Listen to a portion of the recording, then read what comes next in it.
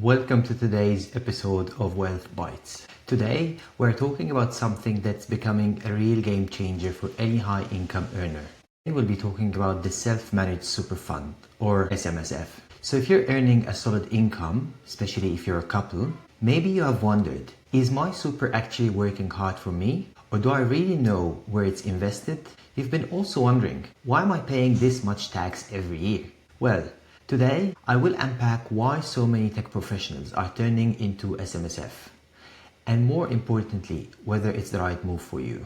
I know you've heard these conversations on barbecues and birthdays about self-managed super funds and how it can, get you a property for a residential or commercial property and how it's, the silver bullet for everything. So today I want to unpack it for you, really explain the ins and outs of everything and also provoke some thoughts on whether this is something that you want to do or not. Obviously, this is general advice only. It doesn't take into consideration your personal circumstances. It doesn't take into consideration any goals and objectives. So this is not really advice. It's just a video blog or a podcast that is really talking about different financial solutions or financial ideas and strategies tailored for tech professionals. So let's start out with the main pain point. If you're like most of the tech professionals I work with, you have got a decent super fund balance, maybe also combined with your partner. And it's building up through the years, but you are a little bit under the impression that you have very little control over where it goes. So you get the annual statement, maybe you have a glance at the pie chart, and then you move on. One of those clutter that you get in your inbox every day or in your mailbox, whatever that is.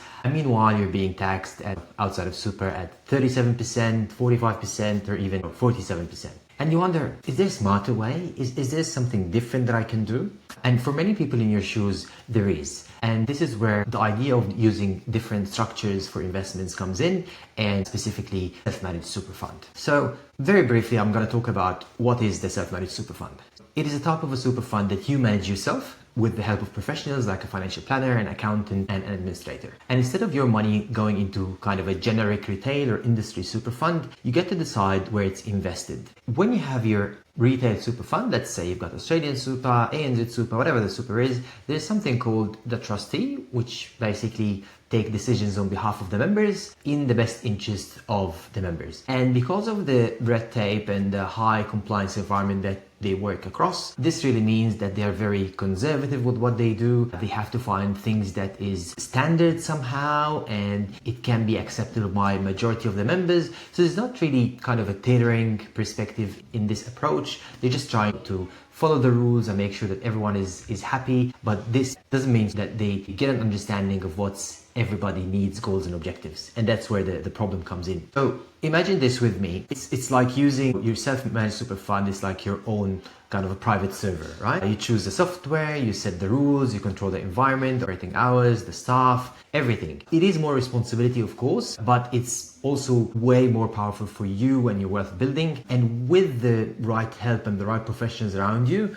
you will be able to get through this very easily and very confidently. Like the server, you hire people to help you with the software, you hire people with the hardware. You don't do everything yourself, but at the end of the day, you get the tailored solution that you really want for your project or your business. So now let's get to the reasons why really tech professionals are interested in self-managed super fund. I get calls every day. I got messages and say, can I do a SMSF? Do you think this is a good idea? Can I buy property in a self-managed super fund? All these sort of questions comes across, and it's really important to understand how does it work and the reasons why it could be a useful solution or it could not be for you. So the first reason tech professionals love switching to SMSF is the control over investments. You're not locked into a one-size-fits-all portfolio. You can choose shares, ETFs, direct property, crypto if it's compliant or you're interested in it. If you've ever wanted to invest in something meaningful, strategic, you can finally do that. Some people invest in art collectibles, some people invest in jewelry like physical assets. There are a lot of rules and regulations around what to invest in and how you invest in and what you can and can't do, and hence the need of professionals to come and support you. But in that sense, it gives you a new world of investments, especially with those tech savvy or investment savvy people who wants to do new things and try new things. Obviously, I'm not saying that this is a good investment or a bad investment. I'm just explaining how people think, how different people think about different things. And really, self-managed super fund can give you this kind of options and ideas. The second reason, and this is like the biggest reason people think about self-managed super fund, which is a tax optimization. So you can contribute pre-tax income, which is we call concessional contributions, which reduces your taxable income. I know that as a tech professionals, you may be on the high end of salary and you're paying extra tax in super, division 293. You may also, exhausted your limits of the concession contributions, but you may have some strategies available for you and your partner that can allow you to put more money in a tax deductible way. So always seek advice to understand your options. But also, if you use the non-concessional contributions, which basically means you put money that is not a tax deduction for you when you put in super, this money is actually taxed at a better tax rate than outside super. So if you chuck, let's say, $100,000 to invest in a super fund, self-managed super fund or not, and this $100,000 makes, $10,000 of returns by the end of the year, inside super, you're going to be taxed at 15% of the returns, so that's like around $1,500. But if you invest this $100,000 and you get the same return of $10,000 and they are added to your income tax bracket and you tax at 47%, so this means that the $10,000, you're going to pay $4,700 of tax. So the difference between 4,700 and 1,500 is actually the difference that accumulates towards your wealth. So even if you don't get a tax deduction when you put money in super, it is usually a good idea, if you have proper advice alongside you, to put money inside super even without tax deduction. So for more ideas and things like that, you can drop me a line on my email, mo@mywealthchoice.com.au, and maybe we can have a chat and see if and how I can help you in that space. And the second thing that is good for you as well is when you sell the assets inside the superannuation, it is taxed at 15%, unlike capital gains outside super, which is added to your taxable income. So in retirement also, this capital gains in the super fund, it goes to zero. So capital gains on assets held inside your self-managed super fund, maybe a property or two properties, can potentially be zero capital gains tax when you retire. You're literally moving wealth from a high tax environment into a low tax haven, if you like.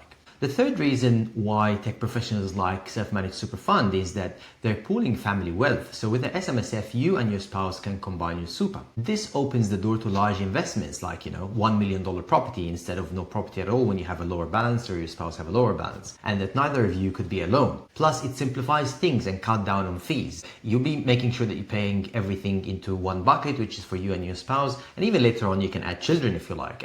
And this is a very good way to give your kids a kickstart in life, have them as a member in your self-managed super fund. And again, you need to seek advice for that. The fourth reason is access to unique strategies. So you have access to different strategies that is not allowed or not permissible for you in a retail super fund. So you've got the self-managed super fund that you borrow to invest, and this is called the limited recourse borrowing. It's a very kind of a high-end complex kind of strategy, but you could buy an investment property through your super or even your own commercial office space or warehouse. I've got a lot of clients where he's working like a Microsoft or Google, but the spouse is having her own business, creation business or online selling and retail online, etc. And she needs a warehouse, and they go into self-managed super fund, they buy a commercial property, and this commercial property is actually the spouse business warehouse, and this is where she is really operating her business from. So her entity as an individual or the company renting for the self-managed super fund, she is paying her own mortgage and she is accumulating her wealth in the same way. So it's actually very, very powerful. You also get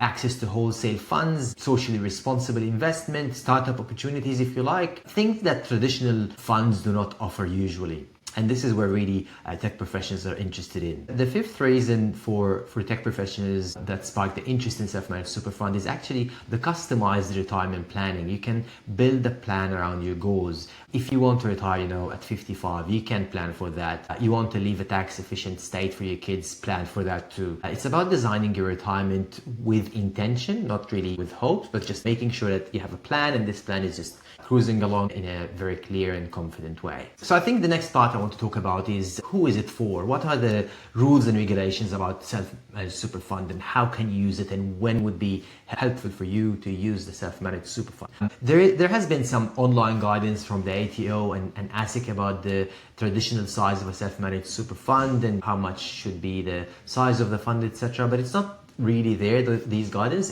It has changed due to the different investment ideas available for different people. In my opinion, if you're earning more than $150,000 combined and have a combined super of $200,000 plus, this could be a good fit, but you need to have the visibility of what the future looks like. It is especially ideal if you already like managing money, or if you have strong opinion about where your money goes and you want to control your money. That said, SMSF are not for everyone. You need to understand that a lot of my previous clients, or there are clients, but previously what they did is they went and established self-managed super fund, and then 2 years down the track, they found themselves losing money in the self-managed super fund, running at a negative cash flow, and then they come back and say, hey Mo, what's gonna happen here? I didn't anticipate this to happen. And I think the main reason why this took place is they didn't have a plan before establishing the self-managed super fund. They had it after they have established the self-managed super fund. That is one of the most common mistakes that tech professionals do. They go to the accountant and the accountant would say, yep,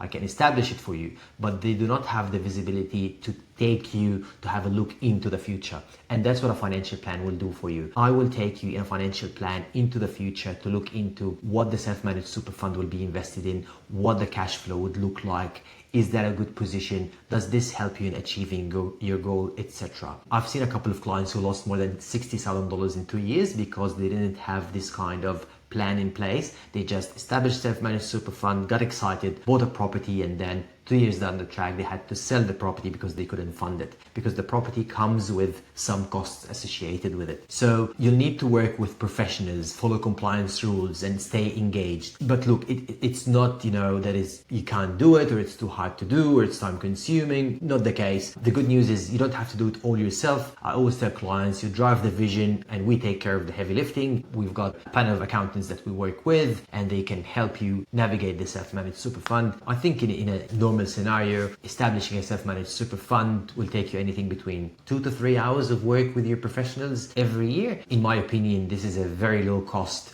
of investing, or opportunity cost, to use 2 or 3 hours of your time to completely transform the aspects of your self-managed super fund and the prospect of the future. If you think about it in terms of buying a property through a self-managed super fund, if you have $300,000 balance and you go and borrow another $500,000 to acquire property worth $600,000, so this nearly make you a millionaire. You're gonna put $300,000 of super, $600,000 of the property value. That's $900,000 instead of $300,000. That's 3 times your original amount invested, and this means more returns for you. The more the asset base, the bigger the asset base, the more the return that you will get, because it's a percentage. 10% of $300,000 is $30,000, and 10% of $900,000 is $90,000, and that's what you need to think about. This also, as an example, I'm not saying this is advice or this is how it works, but I'm just trying to run some examples and some numbers with you so that you get an understanding of how this can transform your financial picture. A few things I usually hear online, and all this Instagram and Facebook and all this digital clutter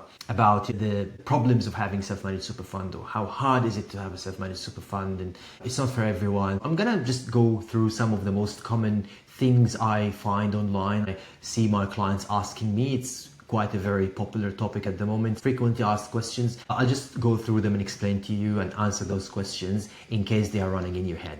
It's too hard to manage. So that's not true. With a good support team, you're free to make decisions while the admin handle this for you. You'll have your accountant, you'll have your solicitor, you'll have your financial planner, you'll have your real estate agent. All will work in the background as a team to support you in having your self-managed super fund and the investments you have within. Second thing is, it's only for the rich. I have to have $600,000-$700,000 in super. Not true, false. You don't need millions to benefit. Even couples with modest balances can unlock powerful outcomes with the right advice. Third thing I hear usually, I'll mess it up. Yes, you'll mess it up by yourself. Yes. But if you have the right professionals, that's exactly how you'll not mess it up. So have the right professionals in place. It's not a DIY gig. It's not a kind of a blog and Facebook groups and WhatsApp groups thing. No. It's not that. You have to make sure that you have the right professionals by your side, guiding you to the right direction. Another thing is, it's too risky. Actually, SMSF offer more transparency. You can see every investment that you have, every dollar. You're not flying blind anymore. The risks would be the normal standard risks that you have in any investments. If you think about investment properties outside Super, they usually have the same risks as properties inside Super. There are some additional risks that comes with having a property inside a self-managed super fund, for example, or collectibles, things like liquidity risk. So liquidity risk is your ability to meet cash flow or financial obligations of the fund in the future without selling the investment assets. And this, with the right advice, with the right advisor, you'll be able to meet or to manage this risk. So the risk exists in any investments that you have. You'd have different risks. The right thing is, what controls do you have in place to manage this risk?